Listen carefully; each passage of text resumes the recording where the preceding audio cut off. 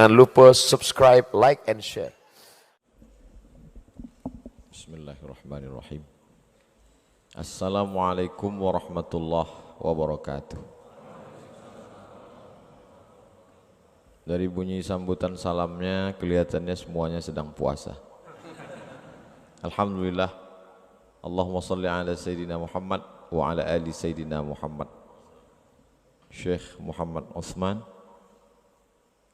atalallahu mu'amarahu, sahih jasadahu, wa nafa'ana bihi, wa syekh Islam mata'ana bihusni saltihi wa tilawatihi hadha sabah al-mubarak. Kita, telinga kita, hati kita diberikan nikmat mendengarkan bacaan yang luar biasa di subuh yang penuh berkah, subuh Sayyidul Ayyam, hari yang dipilih Allah Subhanahu wa ta'ala, dan kita bisa bersilaturahim di tempat yang paling mulia, tanah masjid, di waktu yang paling mulia, salat subuh. Aqimis salata liduluki syamsi ila ghasaqil laili wa qur'an al-fajr.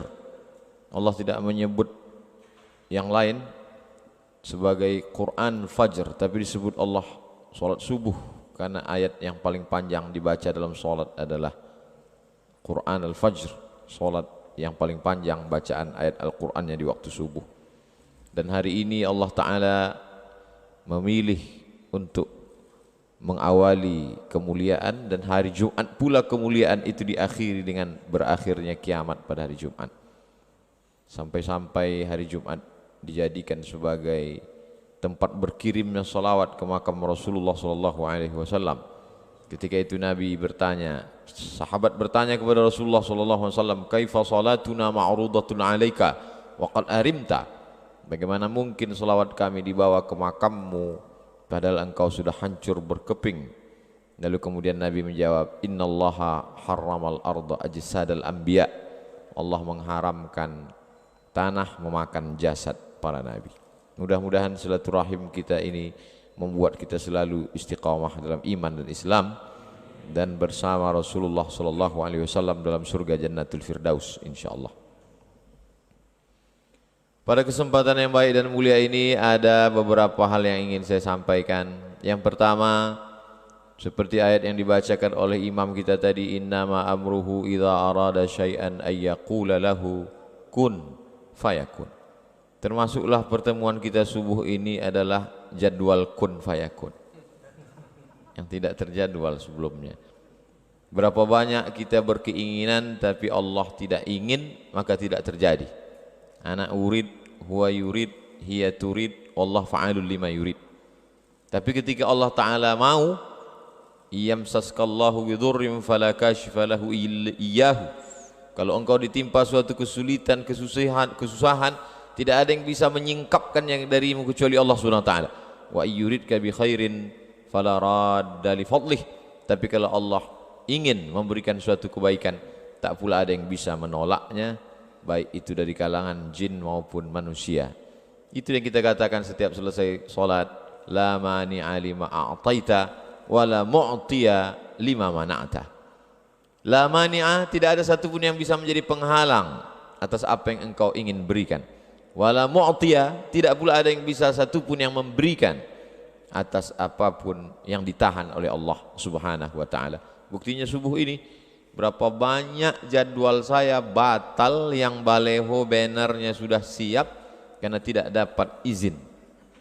Subuh ini bisa karena memang tidak pakai izin. Ustaz Abdul Somad ngapain datang? Salat Jumat. Sama seperti saya menyampaikan khutbah Jumat, tidak perlu izin. Makanya saya dibuat di atas mimbar salat Jumat. Kita memang tidak ada membuat baleho, takbir akbar dan selain, hanya sekedar pertemuan silaturahim di masjid, di rumah Allah Subhanahu wa ta'ala. Poin pertama yang ingin saya sampaikan bahwa dalam hidup ini banyak sekali hal-hal yang diberikan Allah Subhanahu wa ta'ala kepada kita, seperti yang diceritakan pada kisah Nabi Musa alaihissalam. Musa alaihissalam adalah contoh model kun fayakun. ketika semua anak-anak dirazia yuzabbihuna abna'akum wa yastahyuna nisa'akum. Anak laki-laki semuanya sembelih. Tidak ada satu pun yang bisa terselamat dari penyembelihan Fir'aun. Razia yang dilakukan oleh penguasa terbesar dunia. Sampai-sampai satu dari 7 keajaiban dunia mengabadikan makam kubur tempat mumi mereka sampai hari ini. Sampai-sampai satu-satunya raja yang jenazahnya masih utuh hidup sampai saat ini masih ada di Tahrir Square Museum di samping Sungai Nil. Siapa saja adik-adik yang nanti pergi ke Mesir silakan kalau mau bertemu dengan Fir'aun. Tidak terlalu sulit untuk mengurus surat izinnya, dapat visa, pergi ke Kairo, dari Kairo naik taksi ke Tahrir Square, sampai di sana masuk ke dalam, naik ke atas, ada satu ruang khusus untuk dia. Ketika saya sampai di depan pintu, bergetar badan saya mau masuk ke dalam karena melihat tiketnya mesti beli lagi. Ternyata tiket yang di bawah nggak cukup, sudah mahal, mau dipoto nggak boleh karena cahaya blitz boleh merusak, bisa merusak kulit mumi katanya, maka dibiarkan saja begitu. Nah, itu juga nanti maksudnya kita jangan foto pakai blitz. Mata anak kecil juga yakadul barqu yakhtafu absarahum, kilat akan menyambar mata, kilat bisa menyambar mata anak kecil disebabkan blitz, merusak kornea mata. Lalu kemudian Allah Subhanahu wa taala ingin memberikan kun fayakunnya. Wa auhayna ila ummi Musa an ardi'ih, wahai ibu Musa, susukan anakmu. Fa in khifti alaihi, kalau kau takut anakmu ini nanti akan disembelih oleh tentara Fir'aun, la takhafi, jangan kau takut, wala tahzani, jangan kau sedih. Orang akan stres menghadapi perjalanan hidup ketika 2 penyakit hinggap dalam dirinya, terlalu takut dan terlalu sedih. Ini penyakit orang sekarang. Terlalu takut nanti anak cucunya tidak makan, akhirnya dia korupsi. Terlalu takut nanti akan terjadi begini-begini, akhirnya dia curang dalam dagang bisnisnya. Terlalu takut dan kemudian terlalu sedih, akhirnya depresi, stres. Kalau langsung mati nggak apa-apa, ini setengah mati, menyusahkan orang hidup. Nauzubillah. Lalu kemudian Allah SWT mau menunjukkan kun fayakunnya. Lalu kemudian dihanyutkanlah anak kecil itu di Sungai Nil. Kita tahu dari acara televisi parabola yang bercerita tentang hewan-hewan itu, katanya singa itu adalah sampai-sampai the Lion King, raja. Singa dianggap sebagai raja belantara hutan. Tapi ketika kita tonton di TV, singa tidak ada apa-apanya dibanding dengan kuda Nil. Betapa kuda Nil dengan enaknya saja menangkap kepala singa dan dicampakkannya. Ustaz tahu dari mana? Ada yang ngirim videonya ke saya. Sungai Nil yang dipenuhi dengan binatang buas yang luar biasa itu tidak dapat memudaratkan bayi kecil yang dihanyutkan Allah Subhanahu wa taala karena ada rencana skenario Allah Subhanahu wa taala. Yang menghanyutkannya seorang perempuan. Asbaha fuadu ummi Musa farigha. Setelah anak itu dia hanyutkan, hatinya kosong. Menurut ahli tafsir, hatinya kosong, tidak ada memikirkan apapun, yang ada hanya Musa saja dalam hatinya. Lalu kemudian anak yang dihanyutkan itu tahu di mana lokasi tempatnya. Bukan karena dipasang tidak dipasang alarm, tidak dipasang remote control, tapi ada seorang anak perempuan kakak Nabi Musa yang mengamati kemana ini akan hanyut, dan yang menyambutnya juga adalah seorang perempuan. Kenapa perempuan? Kenapa bukan laki-laki? Karena saat itu berhadapan dengan laki-laki yang gagah perkasa. Kalau yang melawannya juga laki-laki itu biasa, tapi ketika yang melawannya adalah perempuan, disitulah nampak kun fayakun Allah Subhanahu wa ta'ala.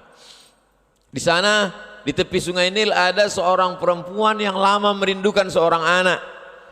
Allah ingin dia punya anak tidak dari rahimnya. Kalau ada seorang perempuan punya anak lahir dari rahimnya lewat proses pernikahan, itu biasa. Tapi ini anak tidak lahir dari rahimnya, tapi lahir dari rahim seorang perempuan yang lain dan dia menyelamatkannya. Perempuan itu diabadikan doanya dalam Quran. Imra'atu Fir'aun idh qalat, ketika dia berkata, Rabbi ibnili indaka baitan fil jannah, bangunkan untukku satu rumah di dalam surga, wa najjini min fir'auna wa amalihi wa najjini minal qaumiz zalimin. Perempuan itu bernama Asiyah. Perempuan yang menyambut bayi yang hanyut itu ada dalam Al-Quran. Perempuan yang menghanyutkan bayi itu juga ada dalam Al-Quran.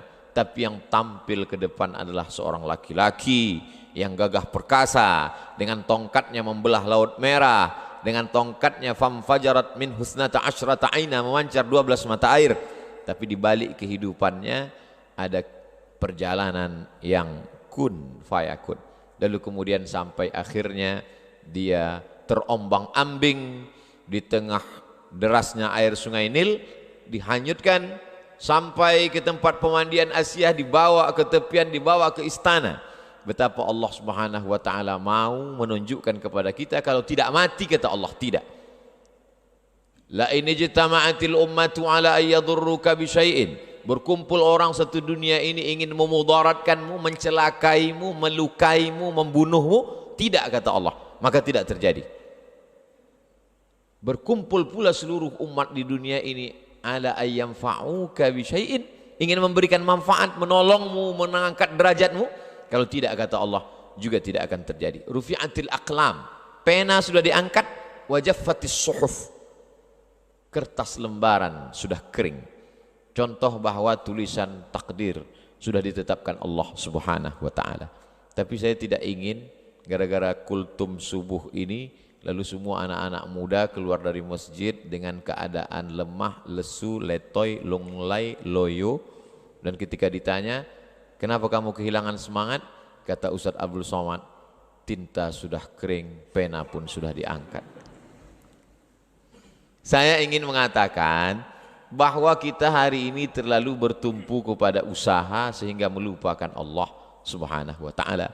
Padahal dalam kisah nabi-nabi itu yang besar itu adalah kuasa dan kudrat Allah. Ketika Allah besar dalam hati kita, maka kita menganggap usaha kita ini kecil. Ketika kita merasa besar diri kita, maka Allah akan menjadi kecil. Itu yang dikatakan oleh Qarun, innama utituhu ala ilmin indi. Ini semua karena ilmuku, karena etos kerjaku, karena kemampuanku, karena manajemenku. Akhirnya tenggelam di dalam danau yang disebut dengan Danau Qarun. Untuk cerita lengkapnya tanya imam kita tentang Danau Qarun. Saking hebatnya Qarun, kalau ada orang Jombang yang menggali tanah ketemu periuk terbuat dari emas, spontan dia akan berkata ini adalah harta Qarun. Padahal tenggelamnya di Mesir bisa periuknya sampai ke Jombang. Begitulah hebatnya. Tapi walaupun begitu hebatnya, belum pernah saya sepanjang ceramah ketemu jamaah kenalkan Pak Ustadz, nama saya Qarun. Belum. Allah Subhanahu wa taala banyak bercerita tentang kun fayakunnya. Kalau dulu ada air yang bisa menyelamatkan anak kecil dari razia Fir'aun, dari tenggelamnya di laut sungai Nil, lalu kemudian air yang lemah lembut itu bisa menenggelamkan Fir'aun. Air yang sama yang dulu menyelamatkan bayi yang dihanyutkan ibunya ketika tidak ada satupun yang bisa melindunginya, air yang sama menenggelamkan Fir'aun. Allah ingin menunjukkan kun fayakunnya. Air itu juga, padahal airnya sama. Betapa dalam kehidupan ini kita ingin meminta air yang lain. Padahal sebetulnya kalau Allah mau, Allah merubahnya dengan kuasanya. Innama amruhu idza arada syai'an ayaqula lahu kun fayakun. Walillahil asmaul husna. Allah punya nama yang bagus-bagus. Fad'uhu biha. Panggillah dia, serulah dia, mohonlah kepada dia. Saya kalau dalam berdoa tetap saya sebut itu, ya Rahman, ya Rahim, ya Dzal Jalali wal Ikram, ya Fa'alul lima yurid, ya man qadha amran innama yaqulu lahu kun fayakun. Ya man quwwatuhu bainal kafi wan nun. Wahai engkau yang kuasanya, yang kudrat iradatnya antara kaf dan nun, kekuasaan engkau ya Allah. Maka begitulah Allah mengajarkan kita. Kalau kita bersandar kepada diri kita, ketika diri kita ini lemah maka hancurlah, tumbanglah. Tapi kalau kita bersandar pada kuasa Allah, saat tangan kita angkat dan mulut berkata Allahu Akbar, di situ ada kekuatan yang besar, yang luar biasa. Ketika semua manusia mengatakan dia akan mati, dia akan tenggelam, dia akan disembelih, dia akan tertelan air, tapi tidak, kata Allah. Ketika semua mengatakan dia akan selamat, bala tentaranya banyak, dia adalah Fir'aun, dia akan selamat melewati Laut Merah, tapi kata Allah tidak, maka dia tenggelam. Dan itu diabadikan. Al-yauma, hari ini, nunajjika, kami selamatkan engkau, bibadanika, dengan badanmu. Ini ayat pernah dikritik orang liberal. Kata dia, kalau dikatakan bahwa Fir'aun itu diselamatkan jasadnya, maka seluruh mumi itu juga jasadnya selamat. Seluruh mumi ketika digali gunung batu-batu besar, itu jasadnya selamat. Lalu apa keistimewaan Fir'aun? Dari mana orang bisa membedakan ini Fir'aun yang mengejar Musa dengan ini Fir'aun yang dijadikan raja-raja mumi itu? Mana perbedaannya? Ternyata Allah ingin menunjukkan ketika ada seorang pakar mumi diperiksa, ternyata di dalam paru-paru satu mumi ini ditemukan garam. Garam tidak akan mungkin bisa masuk ke paru-paru kita, karena paru-paru itu hanya dipakai untuk bernafas. Makanya kalau ada orang minum sambil ngobrol dan mungkin masuk setetes dalam paru-parunya, dia akan tersedak dan bersin, dia akan terbatuk. Kenapa begitu? Karena paru-paru mesti bersih, tidak ada unsur apapun. Lalu kenapa satu mumi ini ketika diperiksa paru-parunya ada garam? Karena inilah orang yang garam masuk ke dalam paru-parunya. Kapan itu? Adrakahul gharaqu, ketika dia tenggelam di Laut Merah dan masuk garam itu ke dalam paru-parunya. Tidak ada yang paling sakit daripada sakitnya masuknya air garam ke dalam paru-paru. Kalau mau coba, nanti pas buka puasa, masukkan air garam ke paru-paru melalui hidung. Sakit yang luar biasa. Kematian itu sakit, tapi cara kematian yang menyakitkan diberikan Allah pada orang-orang yang luar biasa. Ada yang matinya hanya dengan nyamuk yang masuk ke dalam lubang hidung lalu menjalar ke atas menggigit otaknya. Ketika dia ambil martil, dia pukulkan ke kepalanya, dihantukkan ke dindingnya, mati 400 tahun. Namruz, cara-cara mati yang luar biasa, yang mengerikan. Maka ketika saya ceramahkan tentang nyamuk masuk ke otak, segera orang pulang beli anti nyamuk, takut masuk nyamuk ke otak. Padahal itu sebenarnya cara Allah. Allah ingin tunjukkan innama amruhu idza arada syai'an ayyaqula lahu kun fayakun. Yang payah menyimpulkan tausiah kultum saya subuh ini, ceritanya kemana-mana, mudah aja. Nanti kalau pulang ada yang nanya, kenapa Mas Bu lama pulang dari masjid? Ada Ustadz Somad tadi kultum, apa isinya? Kun fayakun. Allah Subhanahu wa ta'ala dari mulai cara menyelamatkan orang, dari mulai cara mematikan orang, dari cara mulai mengabadikan orang dengan yang istimewa, yang luar biasa. Kenapa? Karena dia memang luar biasa, maka hasil-hasil karyanya juga luar biasa. Fa'tabiru, ambillah i'tibar, pelajaran, faqsusil qasasa, ceritakan kisah-kisah itu ya Muhammad sallallahu alaihi wasallam. La'allahum yatafakkarun, mudah-mudahan mereka berpikir. Kalau lampu ini mati, kita cukup pencet stop kontak, dia akan hidup. Kalau AC ini mati, kita cukup ambil remote control, on, dia akan hidup. Tapi mengonkan otak ini adalah dengan kisah-kisah. Apalagi sekarang banyak orang otaknya tidak berfungsi karena sudah dihabiskan oleh handphone ini. Luar biasa. Maka satu-satunya lagi tinggal cara untuk mengaktifkan pikiran orang adalah dengan bercerita melalui mimbar sholat Jumat. Karena di dalam sholat Jumat, siapa man la'ibal hasa faqad la, siapa yang main-main batu kecil maka sungguh dia sudah melakukan perbuatan lagha, wa man lagha fala jum'atalah, maka tidak sah Jumatnya. Waktu itu Masjid Nabawi itu lantainya masih pasir, jadi ketika sholat ada orang main-main batu, ada batu di bawah, asa batu-batu kecil, maka kata Nabi siapa yang main-main batu maka sia-sia. Dulu orang main batu, sekarang orang di masjid main batu juga, lihat-lihat batu cincin. Mohon maaf yang punya batu cincin. Sia-sia. Orang tidak akan mungkin main handphone saat khutbah Jumat. Maka disitulah kesempatan khotib menyampaikan pesan-pesan berisi kisah-kisah untuk mengonkan, mengaktifkan. Karena kata Allah, faqsusil qasasa, ceritakan tentang kisah Musa, ceritakan tentang kisah Namrus, la'allahum yatafakkarun. Mudah-mudahan mereka mau berfikir. Orang memfungsikan kaki, buktinya jalanlah 10.000 langkah sehari supaya Anda selamat dari osteoporosis. Orang memfungsikan mata, buktinya apa? Dokter mata, spesialis mata sampai S1, S2, S3. Orang memfungsikan jantung, buktinya apa? Ada satu rumah sakit khusus, rumah sakit jantung. Tapi untuk memfungsikan akal pikiran, maka dengan cerita kisah dalam Al-Quran, bahkan ada orang barat yang bukunya isinya hanya cerita aja, kisah aja. A cup chicken soup for the soul. A cup, satu mangkok chicken soup, sup ayam for the soul, tapi bukan untuk perut. Satu mangkok sup ayam untuk jiwa. Jiwa tidak makan sup ayam, tapi ada satu mangkok ternyata isinya cerita saja. Betapa orang mendengar cerita, dia ingin berpikir dan dia sendiri menemukan solusinya. Saya menemukan buku itu ketika bongkar-bongkar lemari saat saya kelas 2 SMP Sanawiyah. Sampulnya warna hijau, tulisannya warna kuning.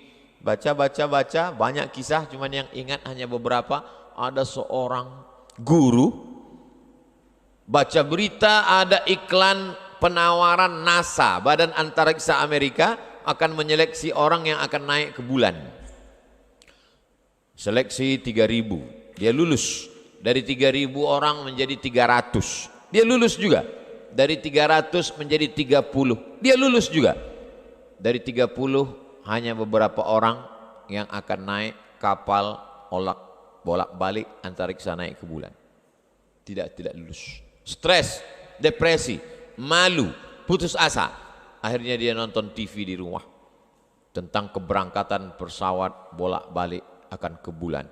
Begitu dia tonton, makin stres, makin depresi. Andai aku berada di kapal itu, andai nama aku tertulis di koran, andai. Begitu pesawat itu mulai, dalam hitungan detik, 1, 2, 3, 4, belum sampai 1 menit, tiba-tiba pesawat itu meledak, meletup, hancur berkeping. Di saat itu juga dia berterima kasih kepada Tuhan, untung aku nggak lulus. Andai saja lulus di situ. Padahal berapa detik yang lalu dia berkata, mengapa aku tidak di sana? Mengapa aku tidak lulus? Belum lagi berakhir menit itu, di saat itu juga dia berkata, untung saja aku tidak lulus. Betapa kita menilai hidup ini menurut pandangan kita. Padahal ada yang lebih indah menurut rencana Allah Subhanahu wa taala, tapi dengan cara mengikuti kehendak Allah. Cerita saya ini jangan dipotong. Saya tidak ingin juga ada adik-adik mahasiswa ketika ditanya sama bapaknya pulang, kamu udah selesai semester 8? Belum Pak. Kenapa? Ada hikmah-hikmah yang bisa kita petik dari perjalanan panjang ini. Cuman kita belum bisa menangkapnya karena hanya Allah. Nanti akan ditunjukkan Allah di akhir zaman Pak. Saya takutnya bapaknya tidak ngamuk, dengan senyum dia katakan, betul yang kau katakan, maka dari semester 9 dan berikutnya kau carilah uang kuliah sendiri. Itu bisa kita katakan kalau kita sudah ikut aturan Allah semuanya. Dari A sampai Z kita sudah ikut, tiba-tiba terjadi di luar rencana kita, baru kita katakan ini adalah rencana Allah Subhanahu wa taala. Kun fayakun membuat kita menjadi kuat. Tidak ada putus asa bagi orang yang meyakini kun fayakun. Sekarang diundang motivator untuk ceramah ke hotel, membangkitkan semangat. Dihidupkanlah screen, matikan lampu, audio visual, semangat untuk membangkitkan. Tapi begitu acara selesai, lampu hidup, screen mati, semangat pun mati juga. Kenapa? Karena dia datangnya dari ekstern, dari luar. Tidak bisa. Semangat hidup bangkit dari dalam. Semangat hidup apa? Semangat hidup kun fayakun. Di saat tidak ada tempat bergantung, ibu adalah orang paling tempat bergantung. Tidak ada tempat bergantung selain ibu. Tapi di saat itu ibu pun menghanyutkan dia.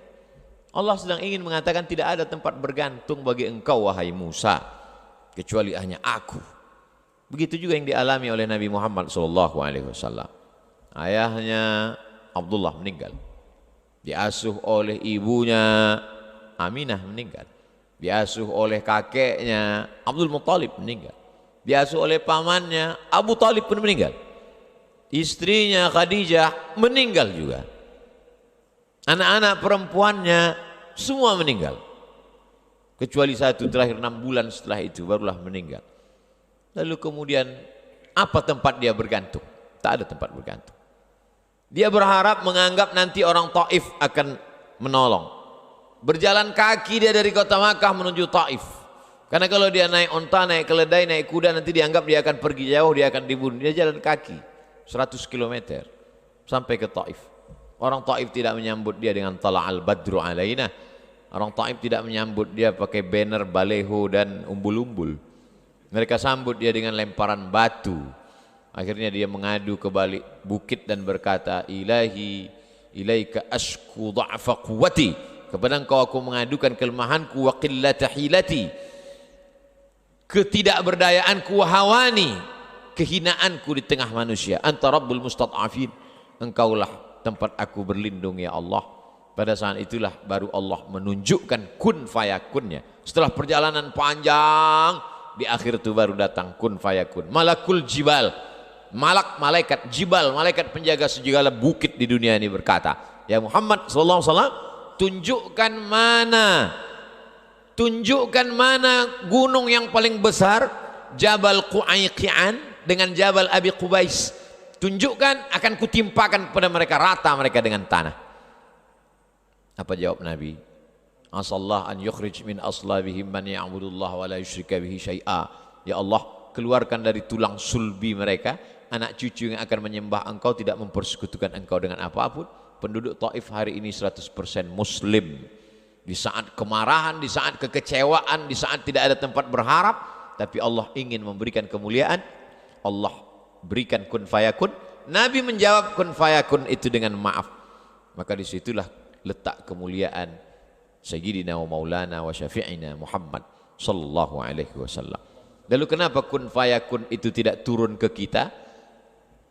Bukan karena airnya tidak turun, tapi karena cawannya tidak siap untuk menampung. Bejana yang disiapkan tidak cukup untuk menampung air hujan yang diturunkan Allah Subhanahu wa taala. Kun fayakun akan turun pada jiwa pemaaf seperti yang ada pada hati Muhammad sallallahu alaihi wasallam. Apa kata Jibril? Terompah kayu sendal yang diinjak Nabi itu berdarah dan darahnya hampir saja menetes ke tanah. Kata Jibril, kalau sampai darah kakimu itu menetes ke tanah, kuratakan dunia ini ya Muhammad. Nabi membersihkan darah itu agar tidak menetes ke tanah. Andailah datang malaikat Jibril berkata kepada Abdul Somad, andai darah itu menetes ke tanah, akan kumatikan semua haters-hatersmu Abdul Somad. Langsung saya injakkan kaki saya itu ke tanah. Ternyata kun fayakun itu tidak akan pernah turun kepadamu Abdul Somad, karena hatimu tidak seperti hati pemaaf Muhammad sallallahu alaihi wasallam. Ini poin pertama tentang kun fayakun. Nah, kita tidak mau ini hanya sebatas teori. Bagaimana menurunkan kun fayakun yang ada pada Musa, pada Ibrahim, pada Muhammad alaihi wassalatu wassalam ini kepada generasi sekarang? Maka kita perlu mentransfer itu ke umat yang ada sekarang. Alhamdulillah, saya lihat masjid ini luar biasa cantik indah, tapi apa kata Syekh Ustadz Abdul Somad, di sini ada 20 anak selevel SMA yang boarding belajar Al-Quran tahfiz ilmu keislaman. Yang SMP tidak boarding tapi full day. full day. Maksudnya penuh satu hari, malamnya enggak di sini lagi. Inilah cara kita untuk mengembalikan lagi kun fayakun yang pernah ada mampir di dalam hati Musa, yang pernah bersemayam di dalam hati Ibrahim, kita tarik lagi ke hati umat yang ada sekarang melalui lewat pendidikan Islam. Macam-macam, lain padang, lain belalang, lain lubuk, lain ikannya, lain kepala, lain idenya. Ada idenya dengan membuat masjid bagus, lalu kemudian ada lembaga pendidikan. Ada idenya untuk memajukan Taman Pendidikan Al-Quran dengan program 1000 TPQ seluruh dunia, sehingga kualitas anak-anak, guru fisika, PNS, guru kimia digaji mahal, guru matematika bisa dapat beasiswa S1, S2, S3, tapi guru ngaji digaji 300.000 sebulan, gajiannya 3 bulan sekali, disunat massal. Bagaimana kun fayakun itu bisa mampir ke dalam hati anak-anak kita? Maka mesti ada perbaikan kurikulum, perbaikan pendidikan, program-program, dan masjid. Masjid apa namanya Ustaz? Masjid Ar-Rayyan. Ada satu pintu surga yang tidak dimasuki kecuali hanya orang yang berpuasa, Ar-Rayyan. Tapi kita sudah masuk duluan ke Ar-Rayyan. Dan masuknya saya ke Ar-Rayyan dalam keadaan berpuasa. Abdul Somad, semua manusia ingin mendatangkanmu ke Ar-Rayyan, tapi aku tidak, kata Allah, kau tak bisa datang. Tapi kalau aku berhendak, kata Allah, maka di saat berpuasalah kau masuk ke dalam Ar-Rayyan. Allah Ta'ala punya kuasa, ajib. Segala tindak tanduk perbuatan Allah itu ajib. Makanya jin-jin pun berkata, inna sami'na Qur'anan ajaba, ajib, menakjubkan, amazing, luar biasa. Yang biasa itu perbuatan manusia, yang luar biasa maka di luar manusia, Allah Subhanahu wa Ta'ala. Maka bagaimana supaya ini ada pada generasi ini? Satu-satunya jalan adalah lewat pendidikan. Khutbah itu pendidikan, ceramah itu pendidikan, kultum pendidikan, tausiah pendidikan, kajian etika pendidikan, tapi tidak mengikat. Tidak mengikat. Tidak ada orang di masjid yang terikat dengan pengajian. Kenapa di masjid Ustadz ceramah nggak ada yang keluar? Pintunya dikunci. Gimana mau keluar? Maka kita mesti ada lembaga yang mengikat. Sekolah formal, SMP tahfiz, SMA tahfiz. Satu sisi dia ingin dapat ijazah, tapi dengan ijazah dari Diknas itu isinya adalah tahfiz Quran, akidah, akhlak, bahasa Arab, sejarah Islam, fiqih, usul fiqih. Dalam satu hembusan nafas dia akan berkata qala Rasulullah SAW, qala Nabi SAW. Tapi juga dalam hembusan yang sama dia mampu berkata fisika, kimia, biologi, matematika, bahasa Inggris. Inilah generasi yang akan bangkit dengan semangat kun fayakun tanpa meninggalkan dunia. Sekarang kita melihat ada orang yang luar biasa dengan kehidupan dunia, tapi kun fayakun tak ada dalam hatinya. Satu lagi ada orang yang luar biasa kun fayakunnya, tapi dia meninggalkan dunia. Laisa bi khairikum man taraka dunyahu li akhiratihi. Orang yang baik bukan yang meninggalkan dunia untuk akhirat, wala akhiratahu li dunyahu. Bukan pula yang meninggalkan akhirat untuk dunia. Liusiba minhuma jami'an. Dapat dua-duanya. Bagaimana bisa membangun masjid secantik, seindah, seluar biasa ini? Jawabannya kan ceramah Ustadz, kun fayakun. Iya, tapi kan ada usaha, ada ikhtiar manusia. Masjid Ar-Rayyan Jombang sedang menunjukkan kita bagaimana kita mengkombinasikan makna kun fayakun sesuai antara ikhtiar dengan usaha manusia. Yang terakhir, kosong hampa perbuatan itu kalau tidak ada Allah di dalamnya. Tidur menjadi berisi kalau ada Allah di dalamnya. Bismika Allahumma ahya wa amut. Jangan dibaca waktu pengajian. Makan menjadi berisi, berkualitas kalau ada Allah di dalamnya. Allahumma barik lana fima razaqtana wa qina adzabannar.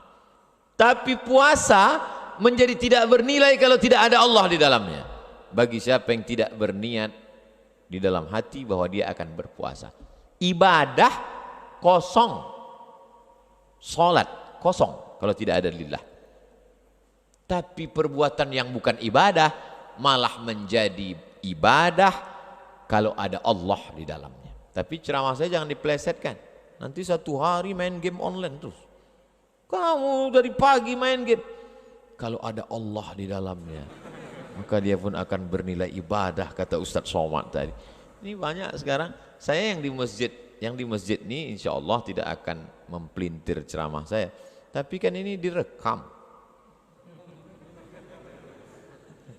Itu bisa sampai kemana-mana. Nah, maka 3 poin yang saya sampaikan. Pertama, kun fayakun para nabi. Yang kedua, kita transfer, kita ambil itu ke generasi sekarang. Yang ketiga, bahwa tidak akan ada makna dalam suatu perbuatan tanpa ada Allah. Mudah-mudahan pertemuan kita ini pun pertemuan karena Allah. Rajulani, 2 orang, tahabba fillah, berkasih sayang karena Allah, ijtama'a alaih, bertemu karena Allah, wa tafarraqa alaih, berpisah pun juga karena Allah. Jangan lupa subscribe, like, and share.